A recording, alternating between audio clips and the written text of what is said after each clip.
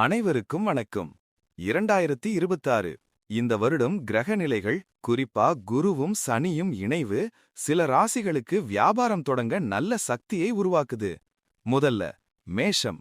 2026 குரு 2ஆம் பாவத்துல டிரான்சிட் ஆகிறது வாய்ப்பையும் பணவரத்தையும் அதிகப்படுத்தும். புதிய பிசினஸ் ஐடியாஸ சாலிடா வளர்க்கும் நேரம். ரிஷபம்.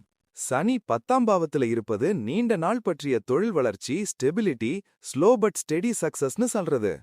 ஃபேமிலி பேஸ்ட் பிசினஸ்க்கு சூப்பர் டைம். கன்னி. குரு 9ஆம் பாவத்துக்கு போறது லக், டைமிங், சப்போர்ட், மென்டரிங் எல்லாமே வந்து சேர்றதுக்கான சிக்னல். ஃபாரின் ரிலேட்டட் அல்லது ஆன்லைன் பிசினஸ்க்கு மிகச்சிறந்த காலம். தனுசு. 2026ஆம் ஆண்டு ஆண்டர்பிரினர்ஷிப்க்கு ஒரு பெரிய ஆதரவு.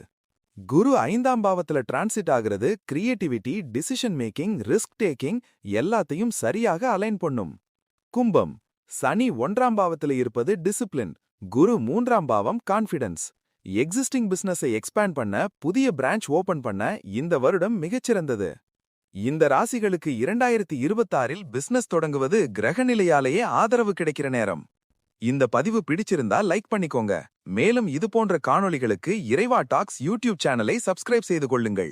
பெல் பட்டனை அழுத்தி நோட்டிபிகேஷனை ஆன் செய்து கொள்ளுங்கள். நன்றி, வணக்கம். ஓம் நம சிவாயா.